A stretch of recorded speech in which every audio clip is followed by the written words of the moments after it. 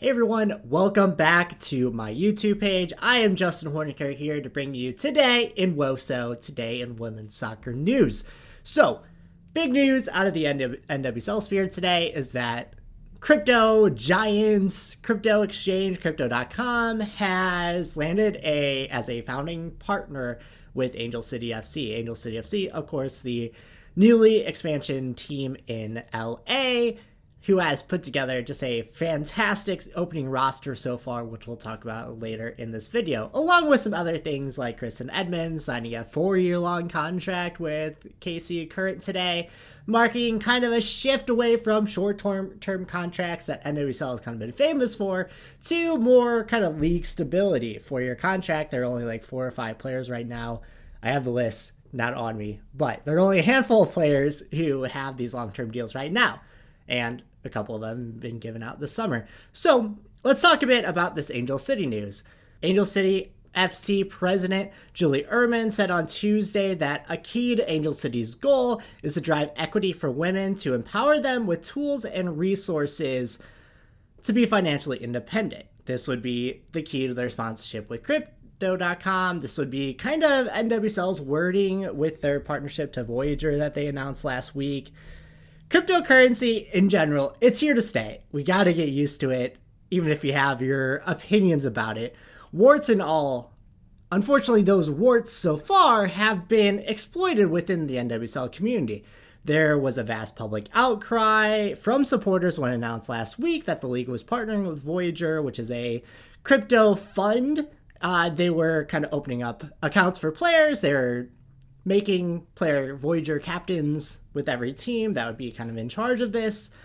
And it sounded an awful lot to kind of players, to supporters who have been clamoring for this livable wage. They've been fighting for a minimum livable wage. And instead of NWSL giving them that right now, they've instead announced this Voyager partnership. It was just, with the timing of it, it kind of sounded like, hey, we can't give you the minimum salaries that you've been asking for that have been priority number 1, but we can give you this highly speculative asset. We've done such a good job. Please clap.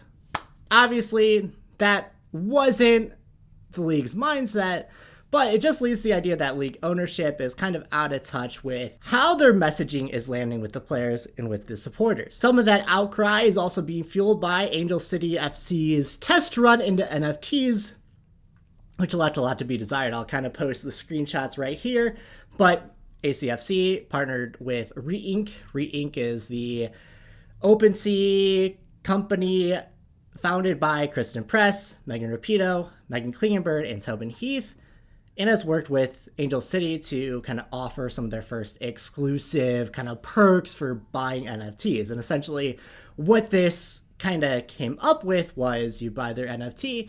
If the auction reaches a certain price, milestones, then you get added perks on top of owning the NFT. So, for instance, if you just bought one, you got access to their membership. If you buy one and it gets to 1 ETH, which today I think is close to $4,000, it unlocks $100 in their store credit to 2 ETH. It unlocks a personal cameo from Kristen Press. 4 ETH, which right now is $16,000, you get 2 individual Angel City FC tickets, and at 5 ETH you get to meet Kristen Press after an Angel City FC match. So obviously those perks don't quite line up with how much this is going to end up costing you to own this NFT, which, I say what you want about NFTs, but that's kind of the deal, right? So this is where I disclose that I obviously own crypto. I write about it a little bit, but NFTs are a whole different beast, right?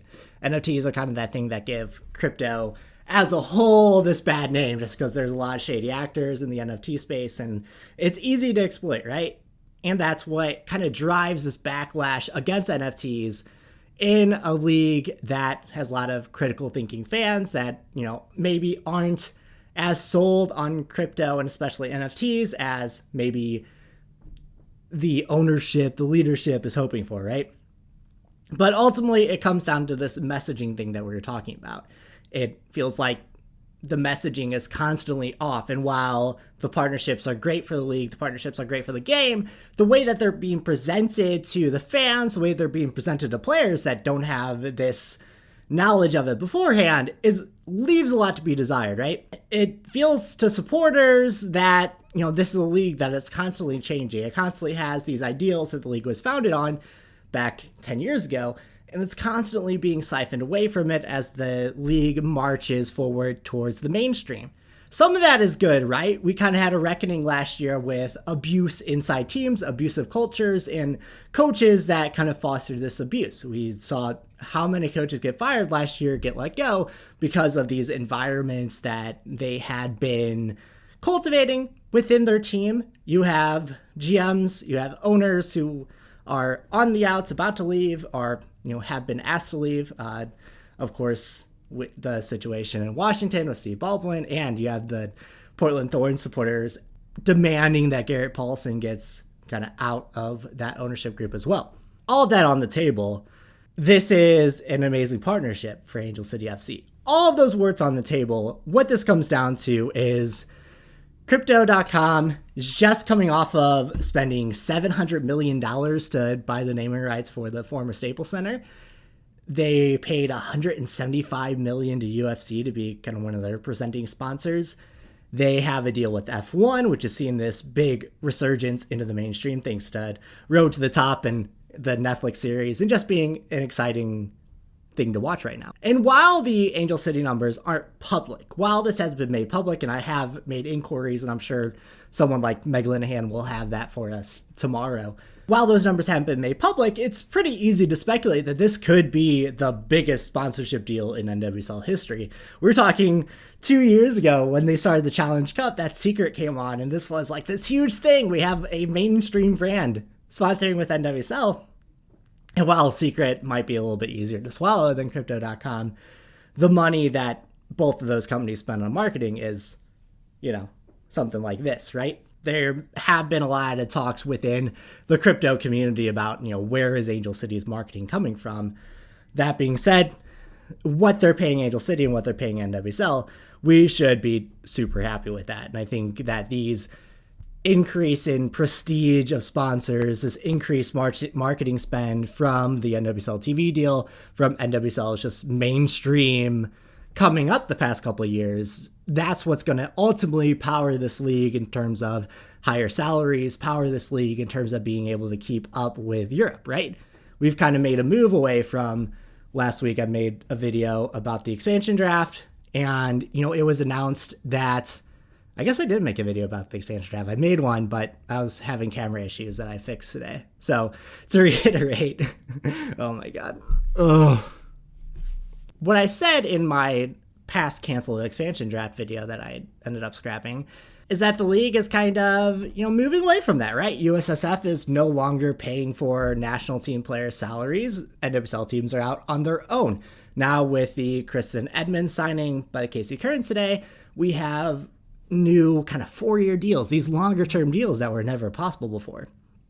A lot of change is happening within NWSL, and that can leave fans, kind of wondering where they stand. What's our rank as these diehard fans that have been in this league since it was being played in high school soccer stadiums with FC Casey was playing at Shawnee Mission East, to now you have the KC Current playing in their own soccer specific stadium, not this year, but the year after. It's a lot of growth in a relatively short period of time. So you're going to have these weird feelings as a fan of this league of, where's my place? Where do I set in?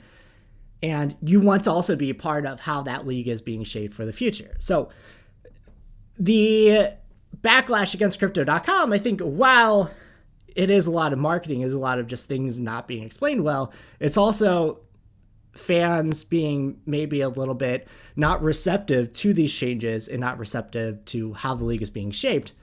But ultimately, the important thing is Angel City are going to be in a great place. They have a great backroom staff. You get a little bit of leeway when you bring in Amy Chastain and Kim McCauley, right? Like, the fact that they hire Kim McCauley is just mind-blowing to me, and makes it a little bit better as someone who's written about niche sports a lot. Like, Kim's been at it doing her thing for a long time, and for her to be recognized to the point where Angel City hire her to be head of recruitment is just something that's hard for me to wrap my head around, that it's possible in this digital world that we're in now. It's freaking awesome. And then you look at what's going on the field, and you instantly forget about just all of those off-field problems that they might have with the rollout of certain things. I talked about their expansion drafting, and actually I'll link my Medium article where I talk about my expansion draft news and notes. I also have a piece that came out today talking about this very issue, which I'll link down below. And you can kind of read about where I kind of break down what this team looks like and what this team is going to, how they're going to set their sights for this upcoming season. They've just this past week acquired NWSL veteran defender, or someone who has been nominated for Defender of the Year, Sarah Gordon, Japanese national team winger Jun Endo, Jamaican national team captain Alison Swaby, Canadian gold medalist Vanessa Giles. That's all within the past week, not even counting the other players that they've already announced, the Kristen Presses of the world. And it's a personnel that points to a back three. So you're talking about a team that's probably going to play exciting soccer, a team that has a lot of talent, that's going to push to be a playoff team in year one. You're going to forget about some of the backlash that, they've had in their marketing with how this gets rolled out. Anyway, let me know what you think about it below. I would love to kind of hear the discourse around this partnership, as well as just what you think about Angel City, right? Let me know if you think they'll be a playoff team like I do, or at least, all right, let me hedge that, at least a team that's going to fight for a playoff spot like I do, or if you think that the pieces just aren't fitting together. Let me know how you think down in the comments. If you like this video, if you like my perspective, give me a thumbs up. Subscribe for more videos. I'm going to try to put out a couple more this week before the holidays roll around and I'm traveling and all of that good stuff. You can also subscribe to my Medium page if you want, more reading, right? We all love to read. Reading is fun. You can also follow me on Twitter at HornigerJustin, same for Instagram. But for all of that, thank you so much for watching. It means so much to me, and we'll talk very soon.